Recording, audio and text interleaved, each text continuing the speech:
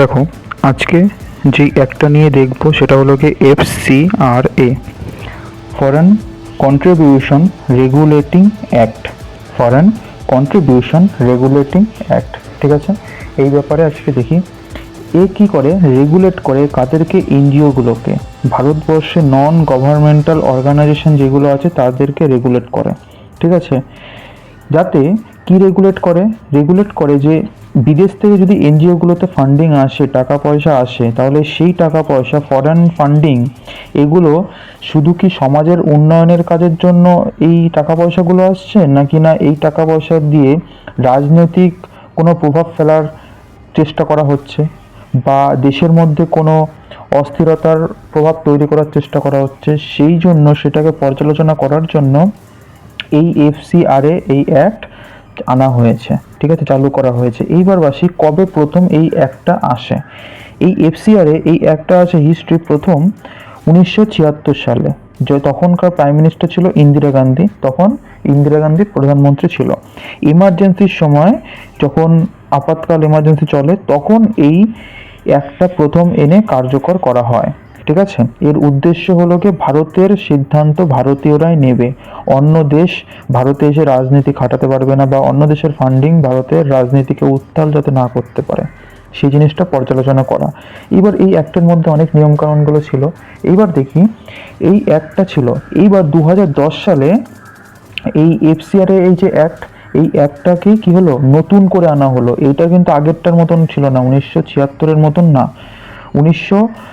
2010 সালে যেটা আনা হয়েছে সেটা নতুন FCRA অ্যাক্ট আনা হয়েছে অ্যামেন্ডমেন্টের মাধ্যমে, ঠিক আছে। আর এটাতে কিছু কিছু যে নিয়মগুলো যুক্ত হয়েছে সেইগুলো সেরকম নতুন তেমন কোনো নিয়ম যুক্ত হয়নি। কিছু যেটা, যে রেজিস্ট্রেশনের ব্যাপারটা ইনভলভমেন্ট হয়েছে।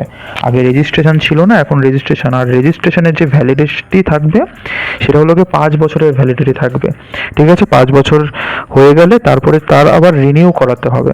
ওকে, বোঝা গেল। এইবার 2010-এ আনা হলো। এইবার এর মধ্যে আনা হয়েছে, এর মধ্যে 2016, 2018-তে আনা হয়েছিল, কিন্তু সেগুলোতেও অ্যামেন্ডমেন্ট করা হয়েছে, কিন্তু তখন অত একটা বড় চেঞ্জ বা সেরকম কোনো কিছু হয়নি, বুঝতে পারলে তো, মানে ইম্প্যাক্ট পড়েনি সেরকম। 2026-এ কি সেটাই বলবো আমি, ঠিক আছে, যেটা নিয়ে চর্চা চলছে, যেই নিয়ে প্রোটেস্ট ব্যাকগ্রাউন্ডে, এই প্রোটেস্টের কারণ কিন্তু FCRA, ঠিক আছে।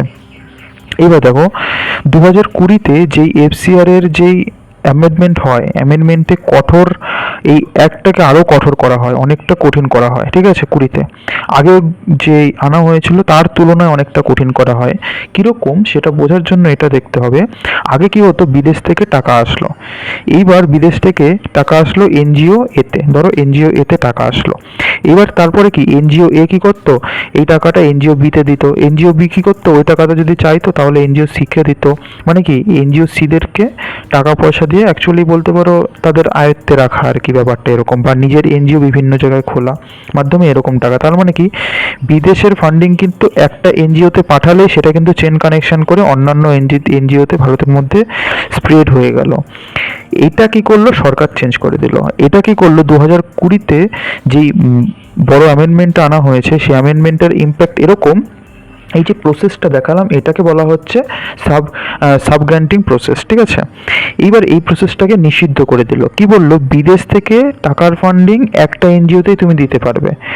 এই এই NGO-তে যে টাকাটা বিদেশ থেকে আসলো, সেই টাকাটা আবার NGO B-তে যাবে না। এতে যে টাকাটা আসলো সেটা NGO B-তে আর সে ট্রান্সফার করতে পারবে না। অতএব NGO B-তে যদি টাকা দিতে হয়, তাহলে বিদেশ থেকে আবার ওই থ্রুতে টাকা দিতে হবে NGO B-তে। তার মানে এর মাধ্যমে সরকার ট্র্যাক করতে পারবে বিদেশের থেকে কটা NGO-তে ফান্ডিং যাচ্ছে। আর এটাও দেখবে যে NGO A যেমন আগে কি এরকম চেন কানেকশনের মধ্যে যেত, কিন্তু এ কি পরে অন্য কোনো NGO-তে দিচ্ছে কি দিচ্ছে না, সেটাও কিন্তু সরকার পর্যালোচনা করবে। সেটা কি 2020 সালের অ্যামেন্ডমেন্টে এটা আনা হয়েছে, আগে কিন্তু এটা ছিল, ঠিক আছে। এইবার দেখো, এটুকু ক্লিয়ার বোঝা গেল। এছাড়াও কি দেওয়া হয়েছে, যে সব যে NGO-গুলো আছে, সেই NGO-গুলোর প্রত্যেকের এক একটা করে এফসিআর এ অ্যাকাউন্ট খুলতে হবে, ঠিক আছে? এফসিআর এ অ্যাকাউন্ট খুলতে হবে, আর সেই অ্যাকাউন্টের মাধ্যমে তাদেরকে টাকা রিসিভ করতে হবে। অতএব বোঝা গেল, ওই টাকাটা যে অন্য কোনো কাজে ইউজ হচ্ছে না, যে সরকারের সমাজের উন্নয়ন ছাড়া অন্য কোনো ধর্মান্তর বা অন্য কোনো প্রোটেস্ট বা অন্যান্য যে সমস্ত ইনলিগাল অ্যাক্টিভিটির কাজে ইউজ হচ্ছে না, সেই ব্যাপারে পর্যালোচনা করার জন্য একটা অ্যাকাউন্ট খুলতে হবে, যাতে সরকারের কাছে নথি থাকে। এমনকি প্রত্যেকটা এনজিওর এসবিআইতে একটা অ্যাকাউন্ট থাকতে হবে, ঠিক আছে? এফসিআর যে অ্যাক্টের মাধ্যমে একটা অ্যাকাউন্ট খুলতে হবে, আর ওই অ্যাকাউন্টটা এসবিআই থেকে বা নিউ দিল্লি মেইন ব্রাঞ্চের হতে হবে। ক্লিয়ার? এটুকু বোঝা গেল। এছাড়াও আরও যেগুলো বলেছে যে রেজিস্ট্রেশন বা রিনিউয়াল করার সময় তাদেরকে প্রত্যেক যেই এনজিও সংগঠন আছে প্রত্যেকের আধার বাধ্যতামূলক করতে হবে, আধার লিঙ্ক করতে হবে, ঠিক আছে? এটুকু গেল। এমনকি দেখো, আগে কি ছিল, বিদেশ থেকে যদি 1 কোটি টাকা আসতো, সেই টাকাটা খরচ হতো কিসে? 80 লাখ টাকা, মোটামুটি ধরে রাখো 1 কোটির মধ্যে 80 লাখ টাকা খরচ হতো কিসের?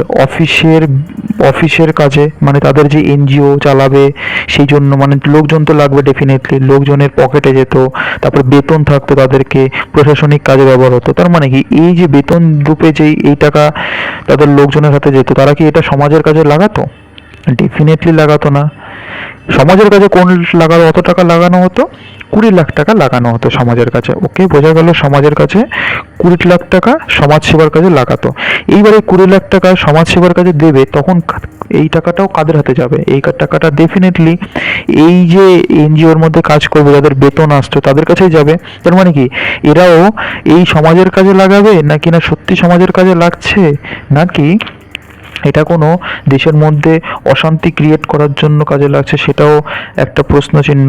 সেই জন্য কি করতো, এই যে এই টাকাটা দিয়ে অনেকে কি করতো, ধর্মান্তরের জন্য বিভিন্ন জায়গায় কাজে লাগাতো। এরপরে 2020-তে যে অ্যামেন্ডমেন্ট হয়, সেই অ্যামেন্ডমেন্টে কি হলো, প্রশাসনিকভাবে অ্যাডমিনিস্ট্রেটিভের যেই টাকা, সেই টাকার পরিমাণ 20% করে দিল, মানে 80% বলতে পারো, এখান থেকে 20%-এ নিয়ে এসেছে। অতএব বাকি 80% টাকা, 80% বলেছে যে তোমরা যা টাকা পাবা বিদেশ থেকে, সেটা 80% টাকা তোমরা সমাজের কাজে লাগাবা। এবার সমাজের কি কাজে লাগাবা সেটারও রেকর্ড থাকবে আমাদের কাছে, ঠিক আছে? এটা বোঝা গেল, এটুকু বোঝা গেল আশা করি। এইবার চলে আসি যে 2026 সালে যে ঘটনাটা, সেই ঘটনাটা কি বলছে। 2026-এর যে ঘটনাটা বললাম না, এই যে 2026-এর এটা, ঠিক আছে, এটা বলছে যে আরও বেশি ট্রান্সপারেন্সি, অ্যাকাউন্টেবিলিটি যাতে বাড়ে, সেই ব্যাপারে নজর দেওয়ার জন্য এই অ্যামেন্ডমেন্টের মাধ্যমে করা হবে। এই অ্যামেন্ডমেন্টের মাধ্যমে এটা যে আদৌ নজরদারি বাড়ানো হবে, অ্যাকাউন্টেবিলিটি যাতে আরও বাড়ে, সেই ব্যাপারে নজর দেওয়া হবে। এমনকি ধরো একটা এনজিও, ভেরি ভেরি ইম্পর্টেন্ট, এটা একটা এনজিও, এইটাই কিন্তু বিশাল ইম্প্যাক্ট করছে। দেখো, একটা এনজিওর রেজিস্ট্রেশন আছে ডেফিনেটলি, তা সেই জন্য সে চালাতে পারছে। সেই রেজিস্ট্রেশনের মেয়াদ হলো 5 ইয়ার। এইবার 5 বছর পরে যখন এনজিওর রেজিস্ট্রেশন ক্যান্সেল হয়ে গেল, তাকে কিন্তু আবার রেজিস্ট্রেশনের জন্য রিনিউ করতে হবে। কি করতে হবে? রিনিউ করতে হবে।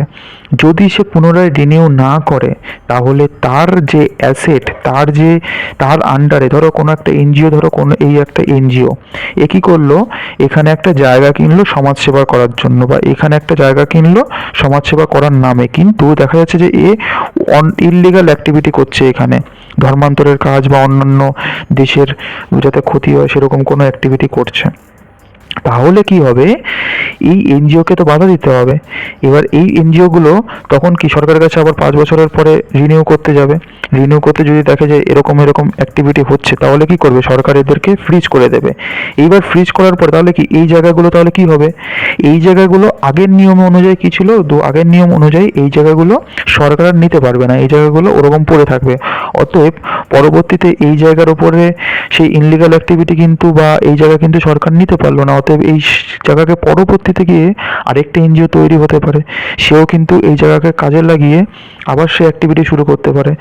এই জিনিসটা সরকার যাতে না, মানে এই জিনিসটা যাতে না হয়, সেই জন্য সরকার এবার কি করবে, এই যে যখনই এই এনজিওর রেজিস্ট্রেশন ক্যান্সেল হয়ে গেল বা বাতিল হয়ে গেল, রিনিউ করার পরে দেখলো যে না, এই রিনিউটা ঠিক না, এর কাজ ইললিগাল অ্যাক্টিভিটি হচ্ছে, ঠিক আছে, যদি রিনিউ হয়ে যায় তাহলে তো হ্যাঁ কাজ ঠিকঠাক হচ্ছে, সমাজের সেবার কাজেই টাকাটা লাগছে, তাহলে তো কোনো ব্যাপার না, অসুবিধা নেই।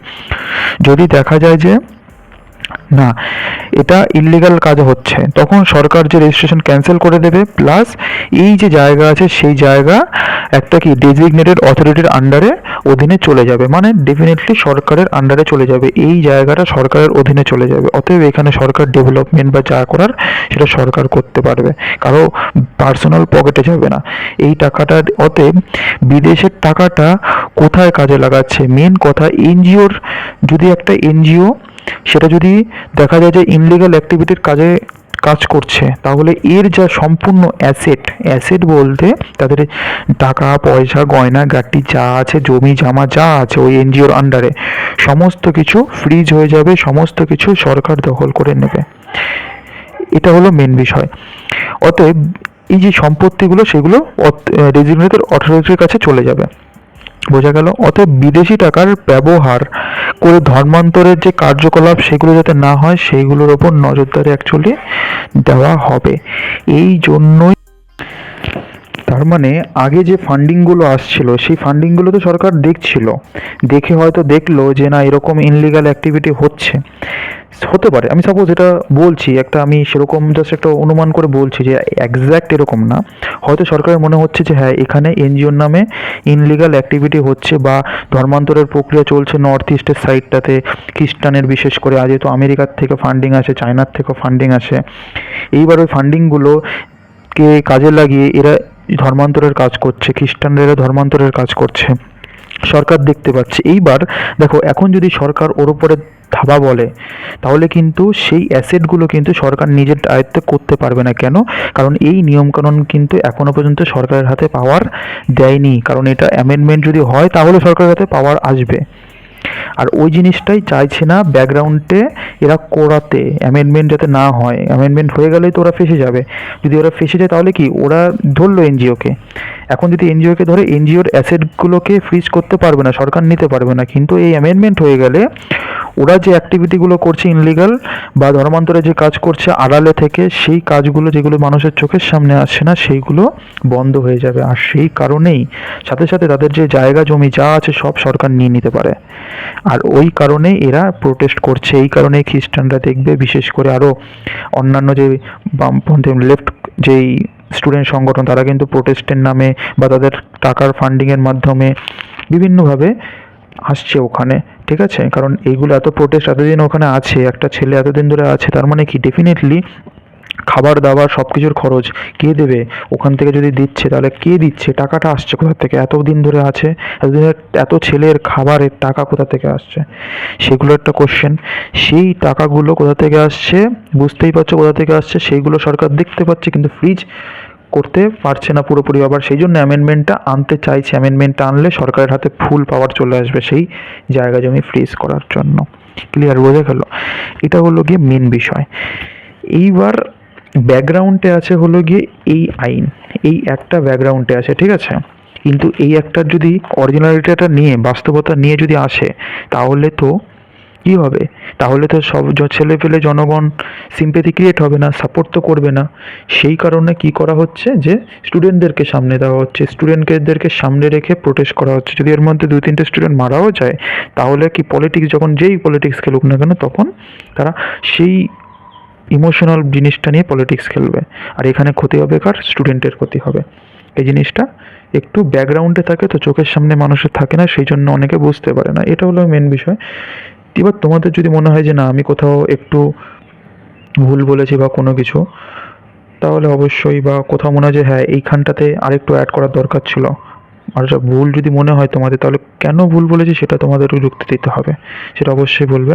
হ্যাঁ, এটার কাজে লাগিয়ে কী বলো তো, সরকার কিন্তু আবার যদি চায় যে না ফরেন ফান্ডিং যাতে না আসে, ঠিক আছে, সরকার নেগেটিভ সাইডও ডেফিনেটলি আছে, এবার সেগুলো আছে, কিন্তু ওর থেকে খতরনাক হলো গিয়ে অন্যান্য দেশ আমাদের রাজনীতিটাকে কেন উত্তাল করবে, এটা হলো গিয়ে সব থেকে বেশি ভারতীয় মানুষ, ভারতীয় দেশ মানে ভারতীয় বিচারধারাতে ভারতীয় রাজনীতিটাকে খেলবে, ঠিক আছে। কিন্তু অন্যান্য দেশের ফান্ডিংয়ে কেন খেলা হবে, মানে এই জিনিসটাই হলো গিয়ে মেন বিষয়।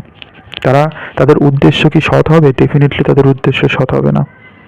তাদের উদ্দেশ্য বুঝতেই পারছো, যাতে আমরা যাতে গোলাম থাকি ওদের, এটাই হবে তাদের ডেফিনেটলি উদ্দেশ্য, তাদের কথায় যাতে আমরা চলি, সেই জন্য ওরা ফান্ডিং দিচ্ছে, বুঝতে হবে।